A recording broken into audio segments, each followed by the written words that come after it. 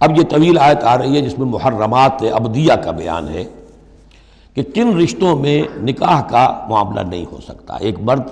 کن کن اپنی خواتین رشتہ داروں سے شادی نہیں کر سکتا۔ حرمت علیکم امہاتکم، حرام کر دی گئی تم پر تمہاری مائیں، نمبر 1، وبناتکم، تمہاری بیٹیاں، واخواتکم، اور تمہاری بہنیں، وعماتکم، اور تمہاری پھوپھیاں، وخالاتکم، اور تمہاری خالائیں، وبنات الاخ، اور بھائی کی بیٹیاں یعنی بھتیجیاں، وبنات الاخت، اور بہن کی بیٹیاں یعنی بھانجیاں، وامہاتکم اللاتی ارضعنکم، اور تمہاری وہ مائیں جنہوں نے تمہیں دودھ پلایا ہے، واخواتکم من الرضاعۃ، اور تمہاری دودھ پلانے والیوں کی بیٹیاں کہ جو تمہارے اب بہن بن گئی ہیں رضاعی، وامہات نسائکم، اور تمہاری بیویوں کی مائیں یعنی ساس جن کو ہم کہتے ہیں خوش دامن،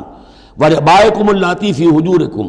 اور اگر وہ کہ جو ربیبہ ہوں جو تمہارے ہاں پلی بڑھی ہوں، من نسائکم اللاتی دخلتم بہن، ربیبہ یا ربیب اس کو کہتے ہیں کہ ایک عورت کے پہلے کوئی اولاد تھی، آپ نے ان سے شادی کی ہے تو وہ اولاد بھی ساتھ لے آئی ہے، اب وہ آپ کی بیٹے بیٹیاں ہی ہو گئی آپ کی، لیکن وہ آپ کے حقیقی بیٹے بیٹیاں نہیں، ربیب کہلاتے، ربیب اور ربیبہ۔ تو وہ ربیب اور ربیبہ بھی حرام ہیں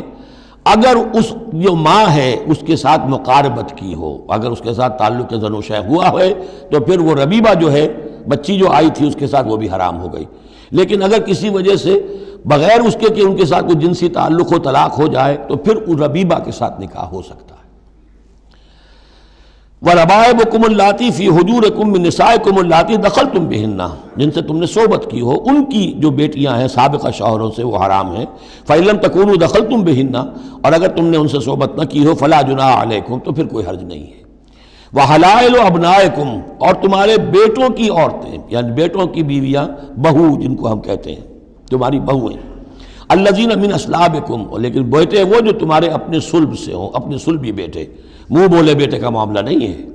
وَأَن تَجْمَعُوا بَيْنَ الْأُخْتَيْن، اور یہ بھی تم پر حرام کیا گیا ہمیشہ کے لیے کہ بیک وقت دو بہنوں کو جمع کرو ایک نکاح میں، الا ما قد سلف، سوائے اس کے کہ جو ہو چکا، ان اللہ کان غفور الرحیم، یقیناً اللہ غفور الرحیم، جو ہو گیا پہلے کا، اس کو تو گڑھے مردے اکھاڑے نہیں جا سکتے، لیکن آئندہ کے لیے یہ محرمات ابدیہ ہیں۔ اس میں حضور نے اضافہ کیا ہے کہ دو بہنوں کو بھی ایک وقت نکاح میں نہیں رکھ سکتے، اسی طرح خالہ بھانجی کو بھی نکاح میں نہیں رکھ سکتے، اور پھپھی بھتیجی کو بھی نکاح میں نہیں رکھ سکتے۔ یہ محرمات ابدیہ ہیں کہ جن کے ساتھ کسی حال میں کسی وقت شادی نہیں ہو سکتی۔ اب ہے وہ محرمات جو عارضی ہیں۔ والمحصنات من النساء، وہ عورتیں جو کسی اور کے نکاح میں ہیں، اب یہ اس وجہ سے کہ وہ اس کے نکاح میں ہے آپ پر حرام ہے۔ ہاں اگر وہ طلاق دے دے پھر آپ شادی کر سکیں گے اس سے، لیکن یہ کہ اس کے اوپر جو حرمت ہے اس کی، وہ حرمت ابدی اس نوع کی نہیں ہے جو اس آیت میں جو بیانات ہوئیں، بلکہ یہ کہ وہ تو کسی اور کے نکاح میں ہونے کی۔ محصنات، حصن کہتے ہیں قلعے کو، جو قلعے میں ہیں، پہلے ہی ایک خاندان کے قلعے کے اندر ہیں وہ، اور شوہر والیاں ہیں، الا ما ملکت ایمانکم، سوائے یہ کہ ان میں سے کوئی تمہارے ہاں کنیز بن کر آ جائے۔ اب ظاہر بات ہے جنگ ہوئی ہے، وہ عورتیں جو ہیں مشرک مردوں کی بیویاں ہیں، وہ لونڈیاں بن کے آ گئی ہیں، تو اگرچہ وہ بیویاں ہیں مشرکوں کی، محصنات ہیں اس معنی میں، لیکن وہ لونڈی کی حیثیت سے آپ کے لیے جائز ہوں گی۔ کتاب اللہ علیکم، یہ اللہ کی کتاب ہے، حکم ہے، فرض ہے تمہارے اوپر۔ وَأُحِلَّ لَكُم مَّا وَرَاءَ ذَلِكُمْ، اب اس کے علاوہ تمہارے لیے تمام عورتیں حلال ہیں۔ تو آپ نے دیکھا کہ کتنی تھوڑی سی تعداد میں عورتیں ہوئیں کہ جن سے نکاح حرام ہوا، باقی کثیر تعداد، یعنی مباحات کا دائرہ بہت وسیع ہے، محرمات کا دائرہ بہت محدود ہے۔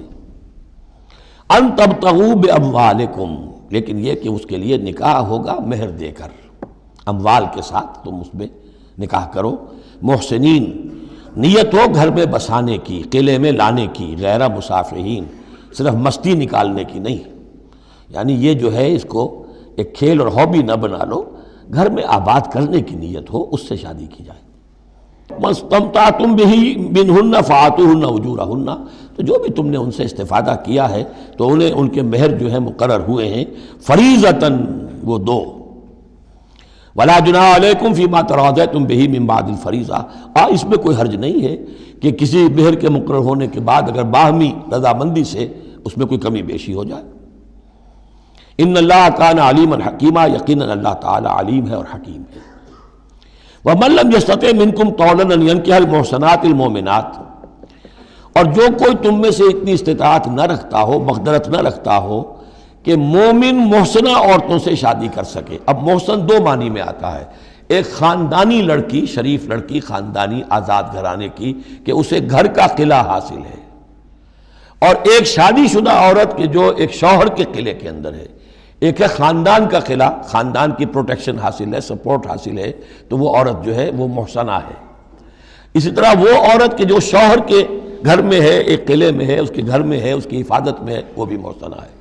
پہلے تھا وہ دوسری معنی میں یعنی شادی شدہ، یہاں مراد ہے شریف زادیاں، آزاد مسلمان عورتیں۔ اب ظاہر بات ہے آزاد مسلمان عورتوں کا تو مہر ادا کرنا پڑے گا، اس حوالے سے اب کوئی بیچارہ مفلس ہے، نہیں دے سکتا ہے تو کیا کرے۔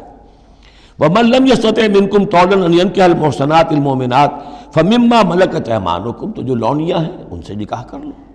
مِن فَتَيَاتِكُمُ الْمُؤْمِنَاتِ، جو تمہاری مومن جو لونیاں ہوں، فَأَنكِحُوا وَاللَّهُ أَعْلَمُ بِإِيمَانِكُمْ، باقی یہ کہ کون مومن ہے اور نہیں ہے یہ اللہ بہتر جانتا ہے۔ مراد یہ ہے کہ جو بھی قانونی اعتبار سے مسلمان ہیں، جس کے تم ایک دوسرے کو مسلمان سمجھتے ہو، بعضکم من بعض، تم سب ایک دوسرے ہی میں سے ہو، فَأَنكِحُوهُنَّ بِإِذْنِ أَهْلِهِنَّ، تو ان سے تم نکاح کرو ان کے مالکوں کی اجازت سے۔ اب ظاہر بات ہے وہ لونڈی ہے زید کی، تو زید اس سے جنسی تعلق قائم کر سکتا ہے، لیکن یہاں اب ایک شخص اس سے اجازت لے رہا ہے کہ میں آپ کی اس لونڈی سے نکاح کرنا چاہتا ہوں۔ اگر اجازت دے دی، اب زید کا تعلق منقطع ہو جائے گا، اب وہ اس لونڈی اس کی اس اعتبار سے اس کے کام میں نہیں آ سکتی، بلکہ وہ اب منقوع ہو جائے گی ایک مسلمان کی۔ اس لیے بِإِذْنِ أَهْلِهِنَّ، اور اس میں پیش نظر رکھیے کہ ایک معاشرہ تھا، بالفعل یہ شکلیں تھیں، یہ نہیں کہا جا رہا یہ شکلیں پیدا کرو۔ اصل بات کیا ہے کہ جو معاشرہ تھا جس میں کہ قرآن نے اصلاح کا عمل شروع کیا ہے، تو اس میں کیا کیا صورتحال تھی، کس کس اعتبار سے اس میں بہتری پیدا کی گئی تدریجاً۔ فَانكِحُوهُنَّ بِإِذْنِ أَهْلِهِنَّ وَآتُوهُنَّ أُجُورَهُنَّ بِالْمَعْرُوفِ، انہیں بھی ان کے جو مہر ہیں تھوڑے ہوں گے، وہ دو معروف طریقے پر دو۔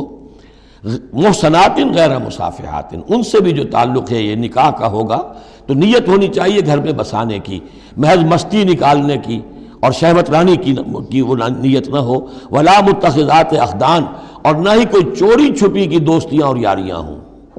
یہ نہیں، کھلم کھلا نکاح ہو، معلوم ہو کہ فلاں کی لونڈی ہے۔ جیسے حضرت سمیہ رضی اللہ تعالی عنہ، یہ ابو جہل کا چچا تھا، ایک شریف انسان تھا، اس کی لونڈی تھی۔ پھر جب یہ یاسر آئے ہیں یمن سے اور آباد ہوئے مکے میں، تو انہوں نے اس کے ابو جہل کے چچا سے اجازت لے کر اور ان کی لونڈی سمیہ سے شادی کی ہے۔ ان سے پھر حضرت عمار ہوئے، عمار ابن یاسر اور عمار کی والدہ سمیہ رضی اللہ تعالی عنہم، یہ تین کا ایک کنبہ تھا۔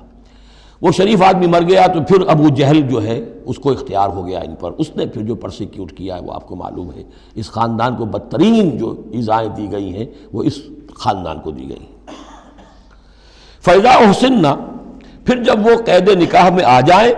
فَإِنْ أَتَيْنَ بِفَاحِشَةٍ، پھر اگر وہ کوئی غلط کام کریں، اگر کوئی وہ جو ہے بے حیائی کا کام کریں، فَعَلَيْهِنَّ نِصْفُ مَا عَلَى الْمُحْصَنَاتِ، تو انہیں آدھی سزا دی جائے گی اس کی کہ جو شادی شدوں کو دی جائے گی۔ اب یہ جو ہے چونکہ ابتدائی احکامات ہیں، ابھی تک تو رجم کا حکم آیا ہی نہیں ہے، ابھی تک 100 کوڑوں کا حکم بھی نہیں آیا ہے، ابھی تو یہ تھا آزوہما، تو کوئی بھی انہوں نے اپنا طریقہ مقرر کر لیا ہے کہ اتنا کچھ ہم ماریں گے۔ تو اس میں البتہ ذہن میں رکھا جائے کہ اس میں یہ ہے کہ جو یہ لونڈی ہے منکوحہ، اس کو اگر سزا دینی ہے اسی طرح کی جرم کی، تو اس کی سزا بھی عادی ہوگی، اس لیے کہ ایک شریف خاندان کی عورت جسے پروٹیکشن حاصل ہو، اس کا معاملہ اور ہے، اور ایک اس بیچاری غریب یعنی اس کا لونڈی کا معاملہ اور ہے۔ ذَلِكَ لِمَنْ خَشِيَ الْعَنَتَ مِنْكُمْ، یہ رعایت بھی کہ مسلمان لونڈیوں سے نکاح کر لو، یہ بھی تمہارے لیے، تم میں سے ان لوگوں کے لیے ہے کہ جنہیں اندیشہ ہو فتنے میں پڑنے کا، جو اپنی شہوت اور جنسی جذبے کو روک نہ سکتے ہو،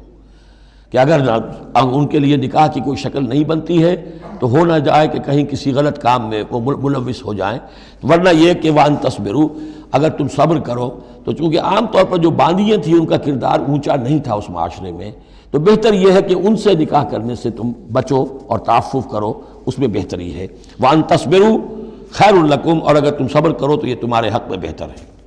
واللہ غفور الرحیم، اللہ غفور الرحیم ہے۔